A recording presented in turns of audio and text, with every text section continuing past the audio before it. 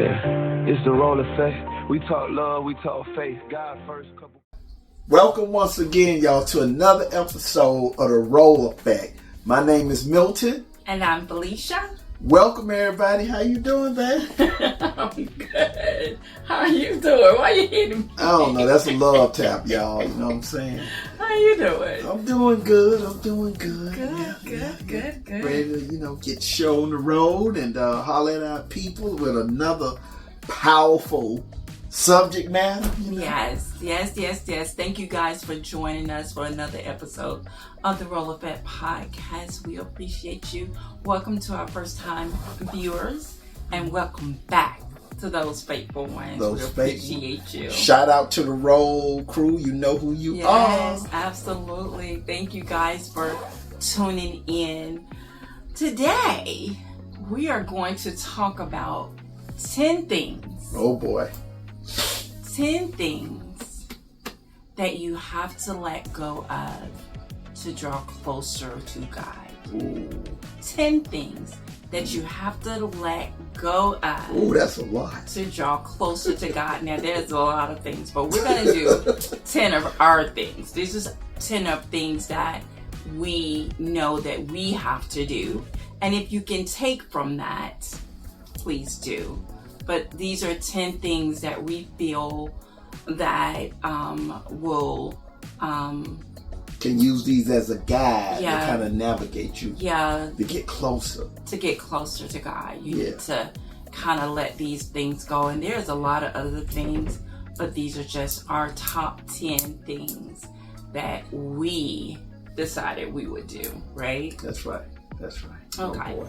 So if this is something that you think that you could benefit from, please don't forget to like, comment, share, and subscribe to our channel, because we're going to bring you more episodes like this and also bring you some fun and exciting things with just us, Milton and Felicia, on Sundays at 3 p.m.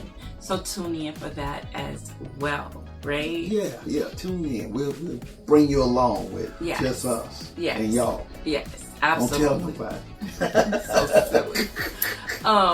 So absolutely. So first one, let's just get right into it. The first one, now let me just say, this will be a part 1 and part 2, because these are the 10 things that you have to let go to draw closer to God. But however, the next episode will be a part 2, and we're going to tell you what we do to, try to stay in that peaceful frame of mind, and try to be intentional about things that we do to kind of combat these things right here. So, join us for part 2 of this episode next week, and we will tell you the 10 things that we do to try to, help with this, assist, if you will. Right. It's an ongoing thing with mind and spirit, and you always have to fight. Yes. In order to move things. So these are some things that you can be like food for thought. Like, you know what? I had never thought about it that way. Just try to put them in your regular habit. Yes, absolutely. So the first thing, number 1, is gossiping. The need to know. Gossiping. You guys, we do this without really thinking that we're doing it. We do this without intentionally knowing that this is just not something that we need to be doing. And so sometimes it's just not intentional, and sometimes we get dragged into conversations that we should not be in, and sometimes we just are the ones that this is our job, is to gossip and to deliver the gossip. And so this number 1 thing is like something, it is not of God, and it will not draw you closer to God by gossiping.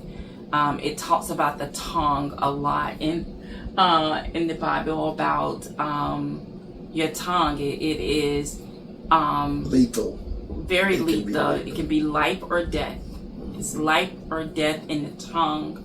So we want to make sure that gossiping is something that we don't do or engage in. And we don't need to know everybody's business. We don't need to know what everybody is, what everyone is doing. It's just not a good thing. I think we done moved the milestone a lot on that, throughout our years. Because we don't really be in people's business. A lot of times they bring their business to us. We really don't. As a listening ear, and then now we're in the business. But I would say this, we're not. But I think that's a little different. I think it's a little different when someone come and asks you for some advice, right, as opposed to when they walk out the door, you calling somebody else and saying, "Girl, let me tell you." Oh yeah, boy, let me tell you what happened. That's a different thing. Like when somebody is entrusting you with their information, it is not for the ears of other people. So I think we have to be very mindful and careful about that. Yeah. Right? So yeah, and that's how you can fall in traps, because they bring in the information to you. However, I think we've grown a lot from that because we actually don't tear people down. Yeah. With the gospel, but we try to lift them up. Yeah. And help them, assist them in that way. Yeah. So that's why the tongue can either be lethal or it can be helpful and uplifting. Yeah. And when you've grown in certain situations, because sometimes when I hear it and I'm trying to recognize it, I'm like, I'm not going to be a part of that conversation because I don't want to be that person that, gossip about people. It's just not worth it at the end of the day. You don't want to tear people down. You want to uplift. And if you don't have anything nice to say, don't say it at all. Right. Don't do it. Okay. The second thing we're going to talk about is matching energy. Now, this is a lot that goes on the internet that I see quite often, that people post for 2026 was, I am matching energy this year. I am matching energy. And biblical or spiritual is the same thing as an eye for an eye. So we can relate it to that. It's just a modern day term of I'm going to match energy. Meaning that if someone comes in with a bad attitude, I'm going to have a bad attitude. If someone don't call me, I'm not going to call them. If someone cut me off in traffic, I'm going to come back around and cut them off. We match energy. That is not of God. Because if God matched our energy, we will be in a very dark place. A very, very dark place. And I wrote some notes, and I want to read that to you guys, that matching energy is really an eye for an eye. When we match negative energy, you're letting their brokenness dictate your character. It kills grace. What if God matched our energy? What if he matched our energy? It'd be a problem. It would be crazy if he matched our energy. Grace responds to brokenness with love. It hardens the heart.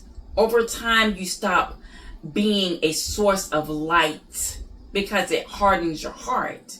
It robs you of your peace because if you're matching energy, that means you ain't never peaceful. Because when somebody walk in the room with bad energy, there you go with the bad energy because you matching it. So it robs you of your peace. So instead of looking at the person across from you saying, how are you treating me? Look upward and ask, how has God treated me? Let that fill your tank. And lastly, when you anchor your energy in his grace, you become the thermostat that sets the temperature of the room. I like that. Rather than a thermometer that just read it. Right? Right? In my terms. Yeah. You that's become good. the thermostat that sets the temperature of the room. Right. Yeah, I'll break that down a little bit. Break it down. Make it a little simple. For instance, when you walk in the house and it's 80 degrees, first thing you run at is that thermostat to say, oh, it's 80. So you going to set that thing down to about 70 or 68 so it'll cool down, which means you're going to change the degrees of the room, the feel of the room. So you do that with humans too. And I've got a lot of experience with that, being in the customer service situation where, I mean, I've gotten almost chewed out before I even got to somebody's house. And then I don't let them dictate my mood. Right. By the time I walk in and come out, what normally happens, babe? They telling you their whole life story. They want to be my friend. But it's want my crazy number. because you have a way with people like that, which I think is really, really good. You have a way of changing the temperature of the room. And you're not matching the energy that they're giving you. There's been times that he's been on the phone and I'm listening as I'm getting ready for work and they're going off because they had a bad experience with a previous person. And so he's just trying to come in and do what he does best. And they are just, I don't trust it. And they're just going off. And he is so patient with like, I understand, but give me a chance to correct this situation. And so when I have no fear that when he walks through that door, everything changes, and it always does. And it mostly happens every single time. Every single time, because he's already set the temperature in the room. He's not matching energy. He's looking above, and he's determining how the temperature is going to be in the room. And you guys, what wonderful world we would live in if everybody thought, I'm not going to match your energy. I'm going to look higher. And I know how God treats me and how he would not want me to match your energy right now. So right now, I'm going to turn this thermostat down, right? And we're going to do something different. And I think because I've seen so many people and I figured out it wasn't that they're angry at me, that they were venting because of the situation. And not just that, they was venting because something was going on in their life. Yeah. And then I had a test right there. Yes. To either match their energy or show them a different energy. Show them a different energy. And that's a lot of times, you guys, we just have to show another, show our energy. Let your light shine. Let your light shine so that people can see that and say, what are they doing? What? I need to figure out what's going on in their life, that they're not matching my energy right now. Sometimes not sometimes. It's always best to walk away from a situation and not react. You can match their energy and it could be your worst day ever. Right, exactly. And it wasn't even your fault. Right. You just matched their energy. Right. So you got to be careful of matching energy.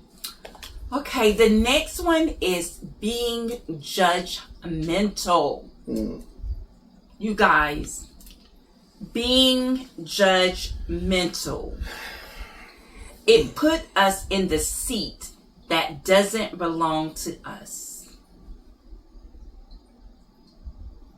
It puts us in a seat that doesn't belong to us. Yeah, we're not supposed to judge, but I mean, I've been guilty of that by putting people in categories. And just because I'm at a certain status, I'm looking like, well, so then I had to learn. I had to process.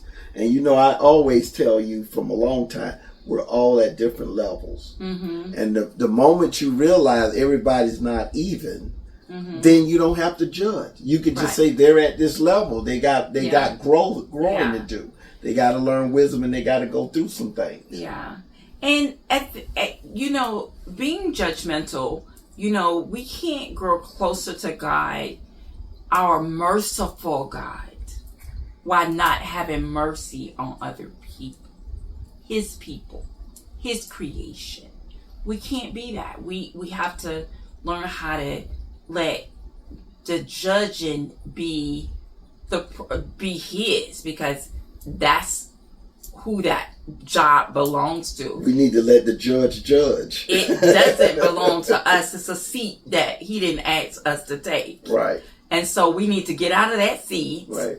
And in order to draw closer to him, we have to, like you say, you have to look at people from where they are and not judge that. You know, it was a situation that I heard someone say something a few weeks ago, and I was like thinking about that situation, and I was like, you know, when you start judging people and looking at people in certain ways, in certain light, I think it's a mirror there that you need to look at and say, what is it about me that this bothers me so much?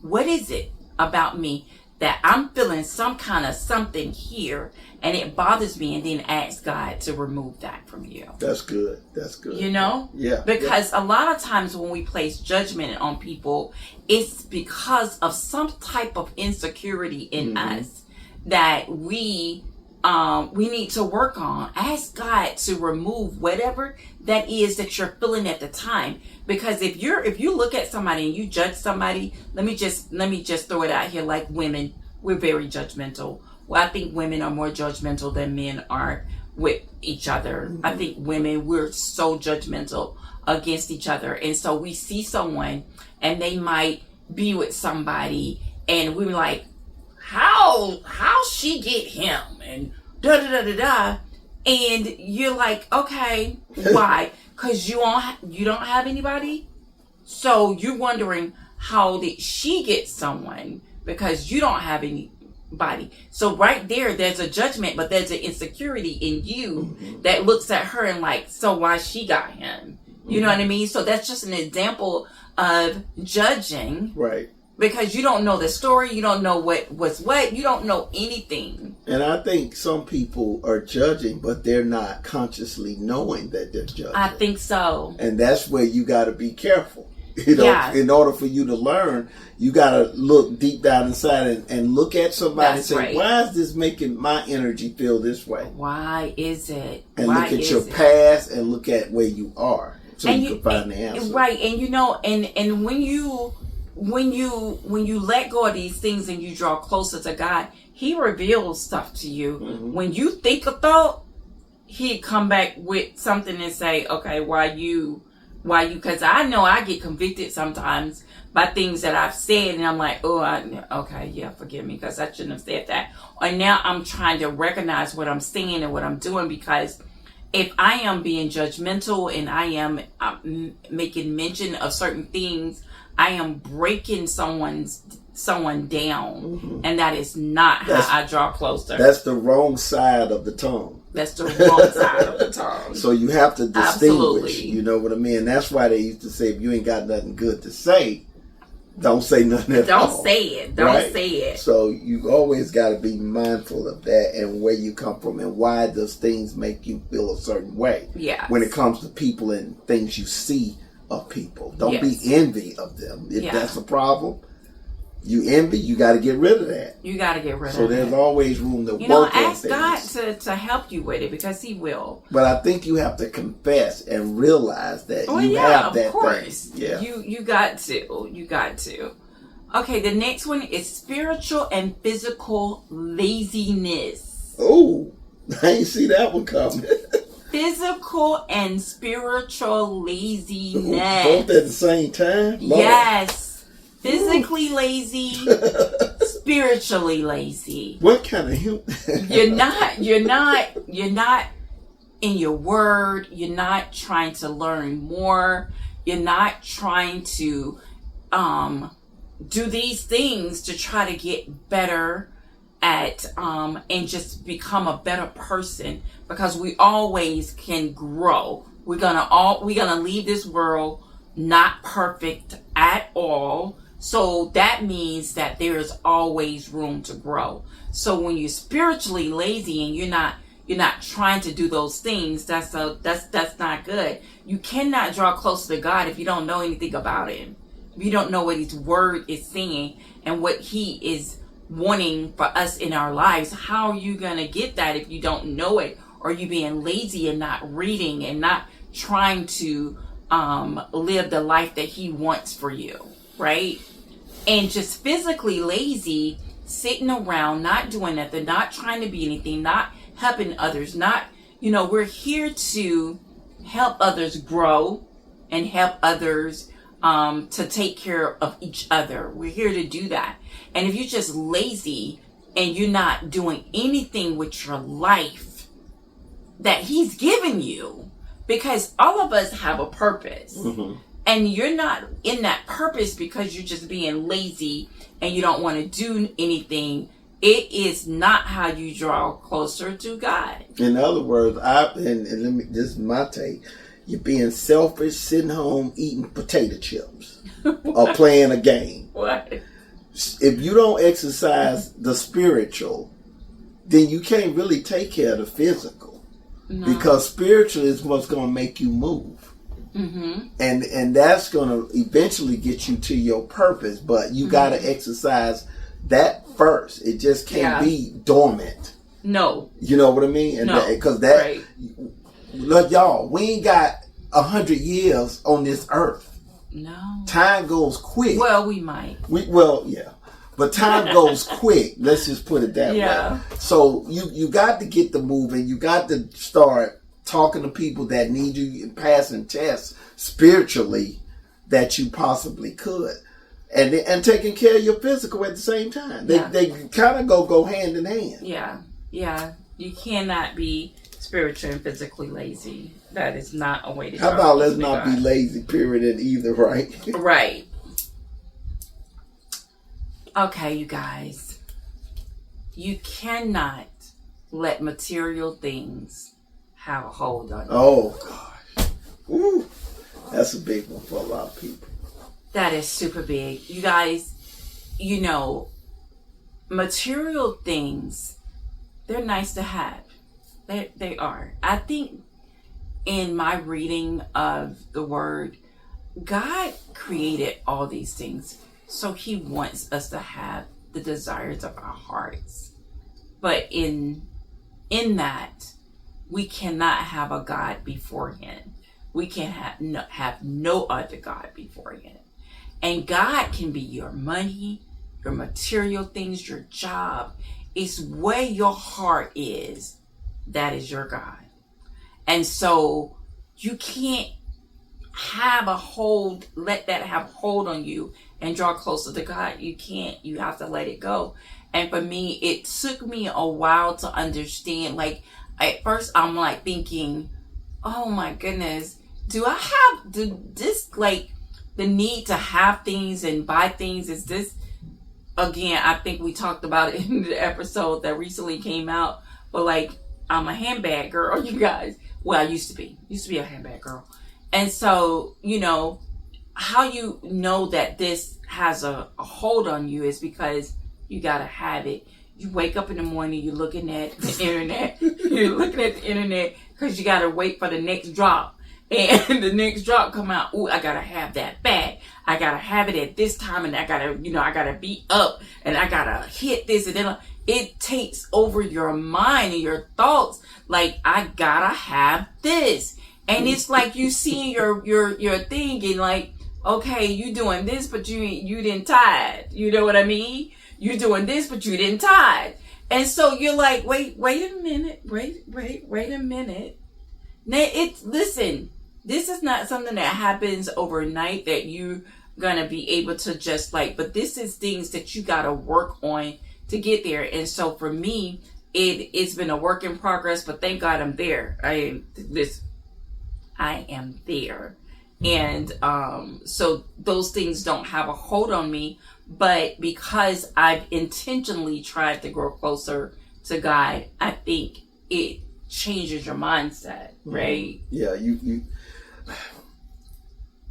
can't have those materialistic things as your God. No. You'll feel like they're your God because that's where your mind at. That's what Yeah. you're thinking about. That's where your spirit at. You got to go buy. And then you look at your account and you like, wow, look what I bought. Look what I bought. Yeah. And how much time did I get of God? Yeah. You know what I mean? And how much did I help other people? Exactly. What did how much you did do? I feed in the people? Yeah. I'm feeding more in the selfishness of Yeah. material than helping people and failing all kind of tests when people in need. Right. And you know you can help them, but you rather go to the mall. Yeah.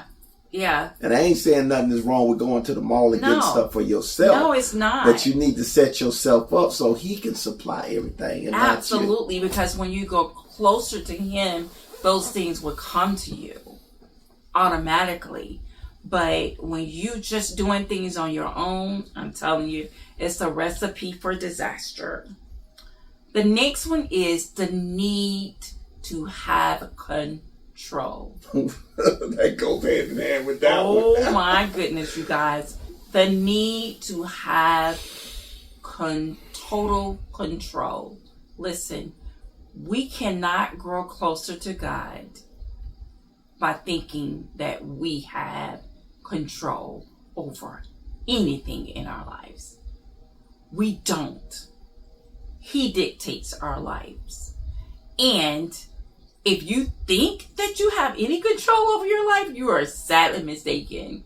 And that is the need to control things, the need to make sure things go this way and that way, and the need to put the... Listen, we do not control anything. We did not control when we was born, and we will not control when we die. When we leave this world, we have no control. And I think for me, this is a big one, because you guys, like, I'm going to talk about myself because this is what's going to help other people. I'm helping you. But I have this thing where, you know, it's a maybe like a bit OCD and a little bit of this and that, because I have a need to make sure that things are what they need to be, when they need to be, and it, you know, all over the place. And so I get so annoyed when it's not. And I'm like, oh my goodness, why can't people do this? Why can't they put this back? Why can't they? It's at work and home. I have a need to control. And so a few weeks ago, I'm sitting, I'm thinking about it, I'm talking, and in my car, I normally don't have my radio on because that's my time to just like think and kind of marinate on some things or whatever. And it's like the Spirit was saying, let go, let it go, let it go. It's not that important. Let it go. And so I was like, okay, I'm going to let it go. And so now I'm in the practice of like, it don't matter. Let it go. And that is something I'm in the process of trying to do. And it's not easy. Okay? But it's peace in letting go. There's so much peace in letting go because I'm not uptight about the situations anymore. I'm like, I'm letting it go and I'm going to stay at my peace. So those are things, this is one thing for sure that you have to let go to draw closer to God. Yep. I bet heaven's clean. You silly. Okay, the next one is, this is what we deal with here. Seeking external validation. Okay. I think we all are so guilty of seeking external validation. We seek these validations because there is something within us that wants people to be proud and people to give you props and people to clap and just say good job. And there's something inside of you that you're missing, that you need external validation. And the thing with needing external validation is that you find yourself doing things that you should not be doing, seeking the validation of people who are imperfect like you. That's the danger zone of seeking external validation. You cannot draw closer to God seeking external validation, because you'll always find yourself trying to do what God has not instructed you to do to impress someone who doesn't matter anyway. And that is very valid, because man will fail you. Every time. That's why you need to seek validation from the Almighty. And you get your reward in the end. You get your reward from Him, not people. It's good when people say you did a good job, okay, but you shouldn't need it. You shouldn't need it. And that's something you. That's a different thing. If you're craving it, you got to start asking God, how do I remove this? Right. How do I fix this? Because it's not a it good thing. It controls you. Right. And you constantly look for it, and when you don't get it, it resets your mood, your inner man. Right. It changes your temperature. Changes your temperature, for sure. Okay. Now we're at number 8, unforgiveness and resentment. Ooh, I think we all can attest. This is a hard one. Unforgiveness and resentment. This is something I'm still working on, unforgiveness and resentment, because, I've had some resentment in my lifetime, and I've had some unforgiveness in my lifetime.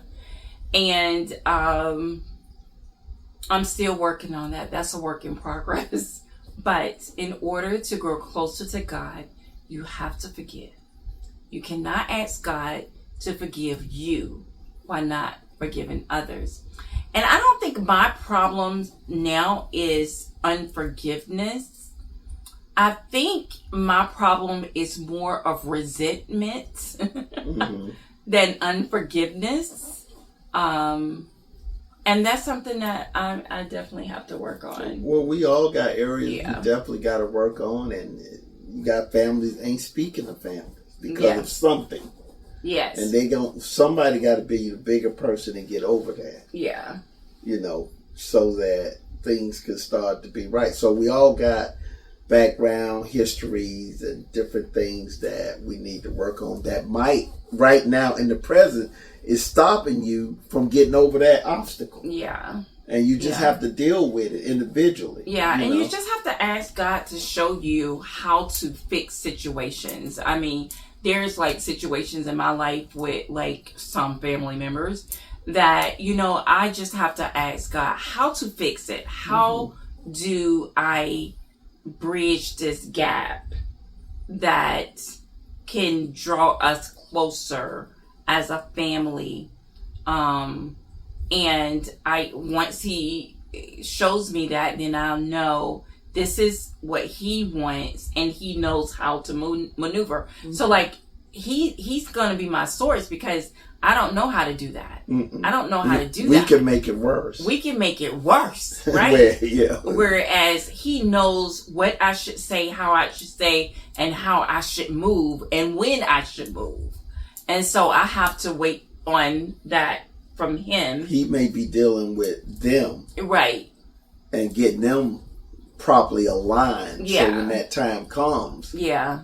It may be them that comes to the table. Right. And you ain't got to do nothing. Hey. Could be you guys. Okay, so number 9 is the hustle for worthiness or perfectionism. Worthiness or perfectionism.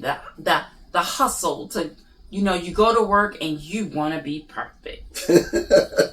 Milton just got an evaluation at work, and his service manager was saying, I can't give you, for our evaluations, it's meet expectation or exceeds expectations, and so it might go from like a 1 to a 5 or something. Normally you don't really get 5s, and if you do get 5s, it's on certain areas, because they can't give you 5 in all the areas, because if they give you 5 in all the areas, that means you ain't no room for improvement, because you're amazing. Well, we know that's just not true. No. We always can learn something. But the need to have that is very bad, because you'll do anything to try to perfect something at all costs, at any cost. And what happens when you do that, it's a dangerous slope to the bottom, because trying to be perfect means, like, I'll give you an example of this person. I'm not gonna name names, but at the job, at one point, not recently, but way back when, you want to be perfect, so you fudge numbers, just fudging numbers, because when your stuff goes out, you want it to be perfect.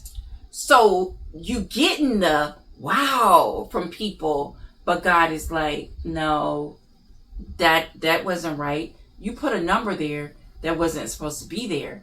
You did this. That's the need to be perfect makes you sin in other areas, because you don't want people to look at you in a certain light. So again, that you're imperfect, which that's everybody. Okay. Thank you. Listen, if it's wrong, it's wrong. If it doesn't match, it doesn't match. If you make a mistake, you make a mistake. You're human. You're human. And guess what? If you ain't human, we ain't talking about you. But if you're human, you gonna make a mistake. You're never perfect. Let's put it that way. Can you agree with that? I agree with that.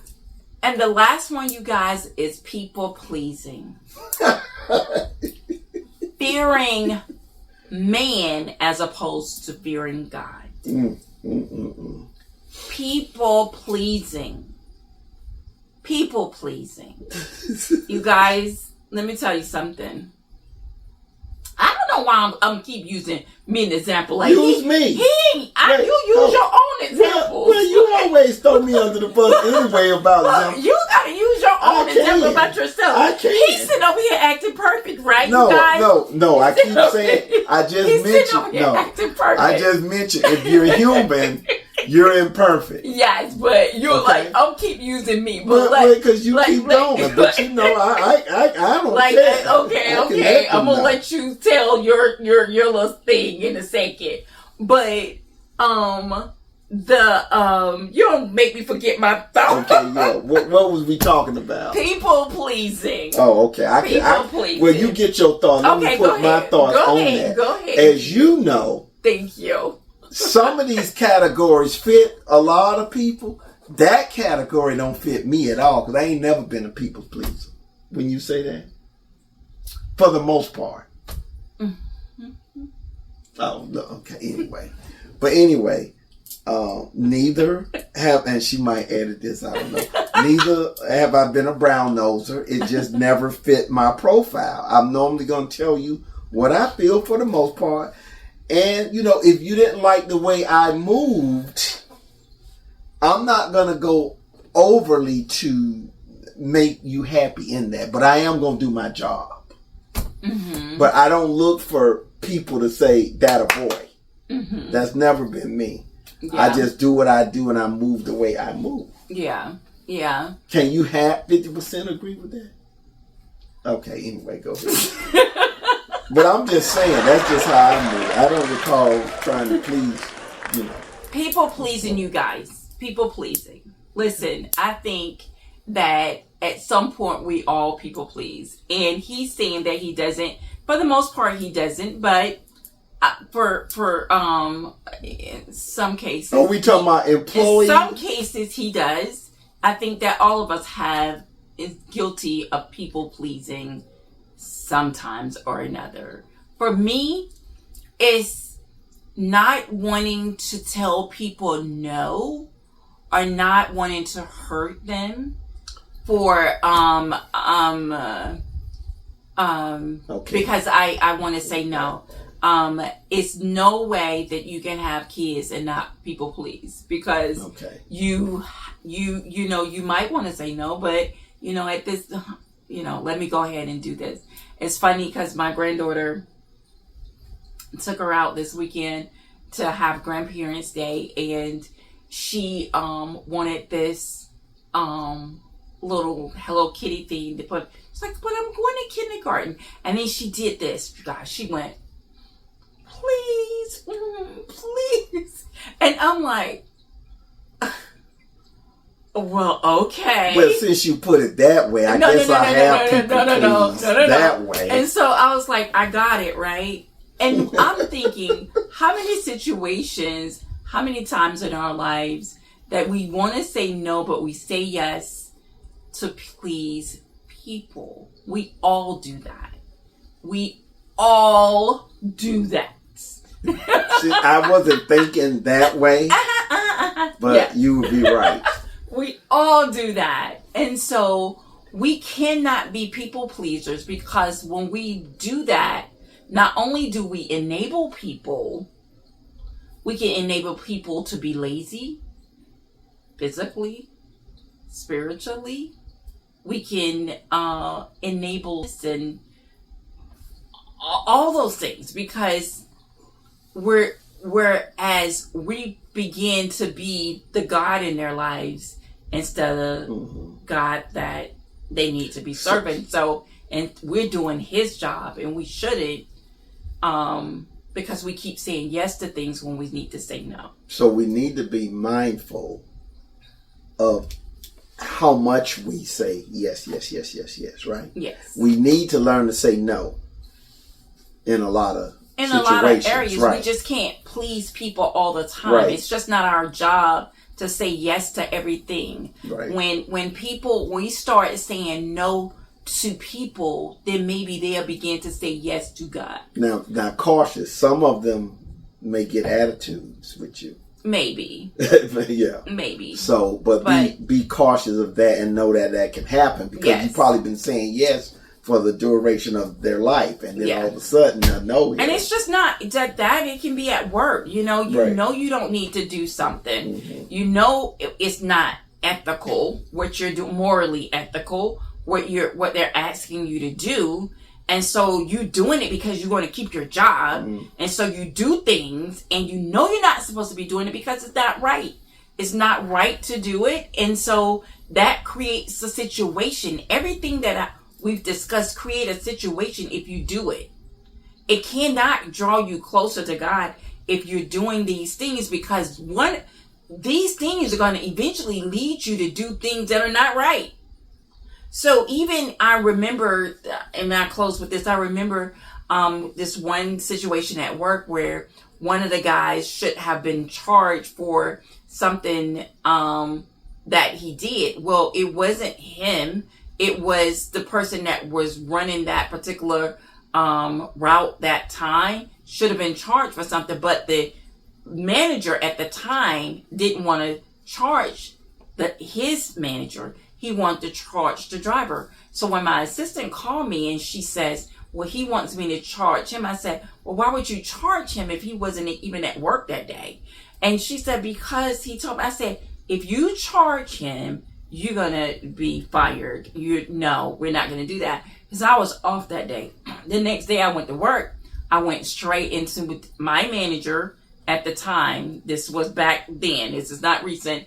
Back then. And I went to his office and I said, if you ever ask her to do something like that again, I'm going to call your boss, which I know.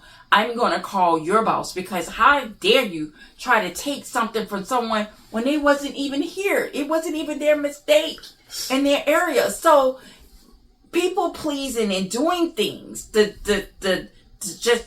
going to do it because we're buddies. Mm-hmm. No, we're not doing that. It causes issues, and it draws you from God. Sometimes you have to stand on no because it's the righteous thing to do. Yes. And just know, as you move closer to God, no matter what happens in that situation, because you took a stand to say no, on the other end, He gonna take care of you. Yes. So don't even worry about it. Yes. Just free your spirit to know that you did something right to help and save somebody else. You don't know what their household's like because of certain money they might have took. It's really stealing. Yes.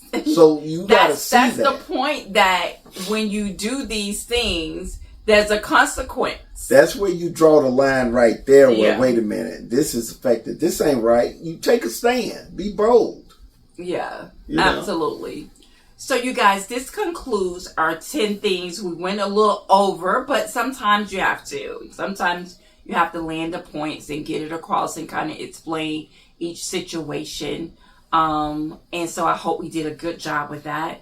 Remember, this is part 1. We'll have a part 2 where we tell you how you do these things, how you navigate, how you move in peace and grace and love with honor and dignity. We'll talk about that on our next episode. You have anything else you want to say to the people? I feel it was a good episode. We want y'all to like, subscribe, share, and hit the notification and comment. Yes, absolutely. Because we going to bring it to you. Yes. We going to bring the real. Yes. So, yes. Other than that, peace and love. Thank you guys for watching, and we'll see you on the next one. Peace. Bye, you guys. We build each other up, blessings rain from above. Relationship goals, we keep Christ